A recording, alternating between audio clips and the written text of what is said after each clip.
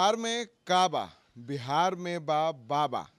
कुछ इसी अंदाज में बागेश्वर बाबा उर्फ बागेश्वर धाम के मठाधीश पंडित धीरेन्द्र शास्त्री ने अपनी खुशी व्यक्त की है हनुमंत कथा में उमड़ती भीड़ को देखते हुए। उमड़ते सनातन समुद्र को देखते हुए बाबा बागेश्वर काफ़ी ज़्यादा आह्लादित है। आपको बता दें कि 13 मई से बागेश्वर बाबा का पटना के नौबतपुर के तरेत पाली मठ में उनका हनुमंत कथा का आयोजन किया गया है, जिसमें बाबा बागेश्वर लगातार हनुमंत कथा कह रहे हैं और श्रद्धालु भारी संख्या में उमड़ रहे हैं। आज हनुमंत कथा का चौथा दिन है। कल की बात करें तो कल 6 लाख लोग इस कथा में पहुंचे थे और यही कुछ इसी तरह की संख्या जो है वो लगातार 13 तारीख से हनुमंत कथा में पहुंच रही है और लगातार इस संख्या में कमी नहीं बल्कि इजाफा ही होता जा रहा है और लाखों की संख्या में जो श्रद्धालु हैं वो हनुमंत कथा सुनने को पहुंच रहे हैं।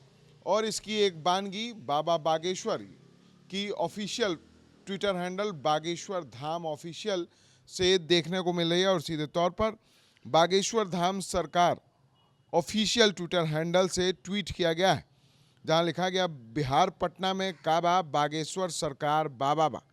पटना में हमारे सरकार ने तो गर्दा उड़ा कर रखा है। जितनी भीड़ सीएम या नेताओं के पैसे दे देकर बस बुक करने में नहीं आती, उसकी दुगनी तो यहाँ बाबा को देखने के लिए पागल हुई है। सनातन की ऐसी अलख बिरले ही मिलती। कहीं ना कहीं बागेश्वर बाबा को सुनने के लिए, हनुमंत कथा को सुनने के लिए, दिव्य दरबार सुनने के लिए, अपनी परेशानियों को खत्म करने के लिए लाखों की संख्या में जो श्रद्धालु हैं वो पहुंच रहे हैं और बाबा जो है वो काफ़ी ज़्यादा आह्लादित हैं। और सिर्फ तरेत पाली मठ में ही नहीं बल्कि पटना के जिस निजी होटल में बाबा ठहरे हैं वहाँ भी लगातार 24 घंटे जो उनके समर्थक हैं वो वहीं खड़े हैं और वजह सिर्फ एक बाबा की एक झलक, बाबा का आशीर्वाद, ताकि उनके जीवन की सारी समस्याएं दूर हो जाए।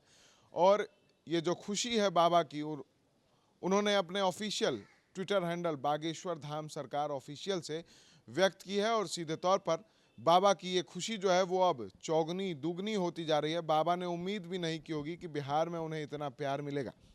कई जगहों पर उन्होंने हनुमंत कथा कहा है लेकिन इतनी भीड़ उनको नहीं दिखी होगी जितनी बिहार में उनकी दीवानगी देखने को मिल रही है और बाबा इसको लेकर काफ़ी ज़्यादा आह्लादित है। आपको बता दें कि बाबा लगातार जो है हिंदू राष्ट्र की मांग कर रहे हैं और सीधे तौर पर कल हुए हनुमंत कथा में उन्होंने कह दिया था कि भारत में रहना है तो सीताराम कहना होगा। विदेशों में भी अब सीताराम कह रहे हैं लोग, तो अब भारत में भी अब सीताराम सीताराम कहना होगा।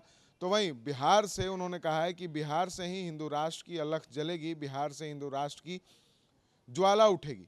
तो कहीं ना कहीं बाबा की मांग जो है वो भारत को हिंदू राष्ट्र घोषित करने की है और ये कहीं ना कहीं भारतीय जनता पार्टी की मांग से मिलती जुलती है और इसको लेकर भारतीय जनता पार्टी भी बाबा का पुरजोर समर्थन कर रही है। हालांकि ये सियासत की बात है लेकिन इसी बीच जो बाबा की खुशी है वो साफ तौर पर सामने आई कि कितने खुश हैं बाबा इस सनातन समुद्र को देखकर। और सीधे तौर पर उन्होंने नेताओं की भीड़ पर हमला किया है, नेताओं पर हमला किया है और कहा है कि नेता पैसे दे देकर बस बुक करते हैं लेकिन इतनी भीड़ नहीं आती जितनी बागेश्वर बाबा को देखने के लिए भीड़ आ रही है। सनातन समुद्र की जो ये भीड़ उमड़ी है उसको देखकर कहीं ना कहीं बाबा भी काफ़ी आह्लादित है और उनकी मुस्कुराहट हनुमंत कथा के दौरान उनके चेहरे पर देखने को मिलती है। और जब वो होटल से कथा स्थल की ओर निकलते हैं उस दौरान जब समर्थक उनका अभिवादन करते हैं, उनके नाम के जयकारे लगते हैं, सीताराम के जयकारे, हनुमान जी के जयकारे जब लगते हैं तो उस वक्त बाबा के चेहरे की जो मुस्कान है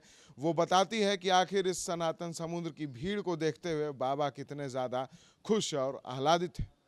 सहयोगी दिवाकर के साथ विशाल भारद्वाज, SG न्यूज़ पटना। आशीर्वाद इजीकॉन ग्रुप, भरोसे का दूसरा नाम। हम सिर्फ घर नहीं खुशियां भी बनाते हैं। आशीर्वाद रोज वैली, जिसमें है premium flats with all modern amenities. Patna में लेना चाहते हैं अपने सपनों का आशियाना तो कीजिए हमारे इन नंबरों पर संपर्क।